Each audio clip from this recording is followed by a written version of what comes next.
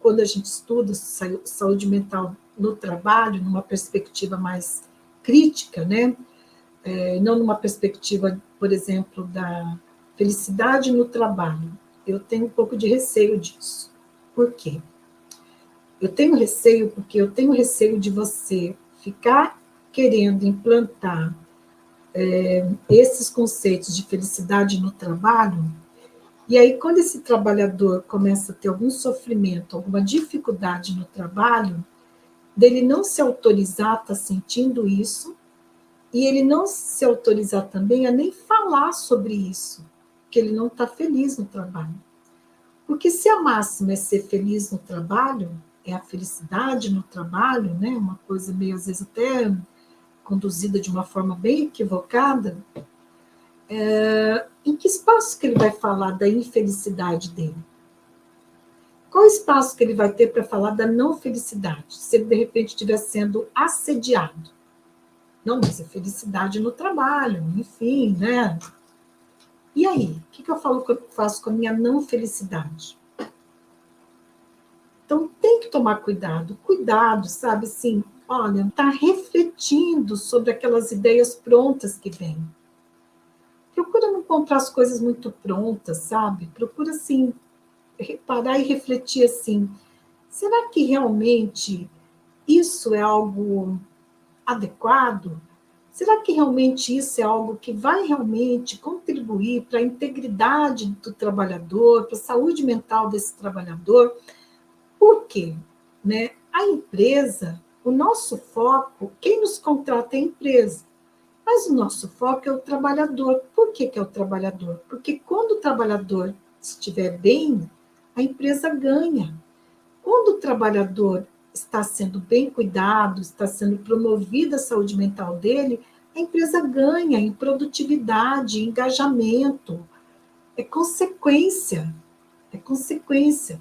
Mas nós temos que ter um pouquinho mais de crítica em relação às coisas que estão aí, fazendo muito blá blá blá, muito barulho, e que às vezes é tão superficial, tão sem consistência. Cuidado, sabe? Toma cuidado. Porque senão você pode embarcar numas e aí querer vender isso para a empresa, e daí você vai ficar com essa imagem junto às empresas. Né? Porque os profissionais de RH investem, estão sempre em congresso, se desenvolvendo tal, e aí não vai pegar bem. Então, aí fica uma dica aí de colega para você. Né? Então, esse terceiro erro que eu estava falando para você, que é numa perspectiva mais crítica, é de você culpabilizar o trabalhador quando ele adoece. O que é isso? Culpabilizar o trabalhador quando ele adoece. Se o trabalhador fica com... se ele apresenta um diagnóstico de síndrome de burnout, mesmo sendo uma síndrome que está relacionada ao trabalho, de não correr o risco de falar, mas também, né, olha só, a história de vida dele, os hábitos dele fora daqui, não sei o quê, não sei o quê, e não olha para a organização do trabalho. Isso é culpabilizar o trabalhador. Daí você fica numa perspectiva muito individual, onde a causa do adoecimento mental só está nele, a culpa é dele, ele que não se cuida, ele que não faz isso, ele que não faz aquilo, ele que não faz aquilo outro. E aí você isenta a organização, a empresa, da responsabilidade que ela tem, né, pelas condições de trabalho, pelas relações socioprofissionais que são estabelecidas, pela própria organização, que aí diz respeito a normas, às regras, regulamentos, hierarquias, como que se dão as relações de poder. Nossa, Ana Silvia, é complicado? Não é complicado. Se você tem a formação em psicologia, não é complicado. Se você tem um método, você vai ver que é muito mais fácil do que você imagina. Desde que você tenha formação em psicologia, e se você tiver um método para trabalhar, não é difícil. Agora, se você quer fazer um trabalho de clínica dentro das empresas, então eu já vou te avisando, não é na consultoria, é clínica. Um tempo atrás, às vezes, aparecem algumas colegas psicólogas que falam assim, eu queria fazer contato com empresas para poder vender a psicoterapia, vender plantão psicológico e tal. Eu falo, olha, então, não é a consultoria que você vai vender. Você vai vender o seu trabalho da psicologia clínica, que tem o seu valor, que é importante, mas não é consultoria isso. Então, quando eu falo isso para vocês, eu estou falando para ajudar vocês a não cometerem um erro junto à empresa e não se queimarem. Não vá se queimar, porque quando uma psicóloga falha, se eu falhar, não é a Ana Silva, é uma psicóloga aí que cometeu o erro, e aí generaliza para tudo quanto é psicólogo. A gente tem que tomar muito cuidado em relação a isso. Deixa eu ver aqui que alguém está fazendo uma pergunta aqui.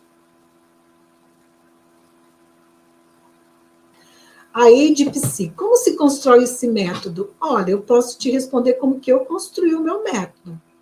Com 22 anos de consultoria, trabalhando na consultoria, estudando muito, né? Eu tenho mestrado em psicodinâmica do trabalho, eu sou didata em processos de grupos, eu estudo eu estou na área organizacional há 37 anos, então o meu método, Eide, eu construí dessa forma, estudando, indo para congresso, no mínimo 2, 3 congressos por ano, participando de grupos de estudos, participando de supervisão, supervisionando o meu trabalho, investindo, pagando do meu bolso. Né? Nesses 22 anos na consultoria, antes da pandemia, teve um ano que eu fui em 3 congressos, eu fui no congresso no Rio Grande do Sul, em São Luís do Maranhão, fui no congresso aqui em Curitiba, do Conselho Regional de Psicologia, e tudo com recursos do meu bolso. Então, eu muitas vezes deixo de comprar uma roupa, fazer uma viagem, passear, fazer alguma coisa para investir no meu estudo, na minha qualificação, na minha qualidade. E isso vai dando para mim uma fundamentação teórica e com a minha prática, que me possibilita ir para a prática, testar algumas metodologias, né?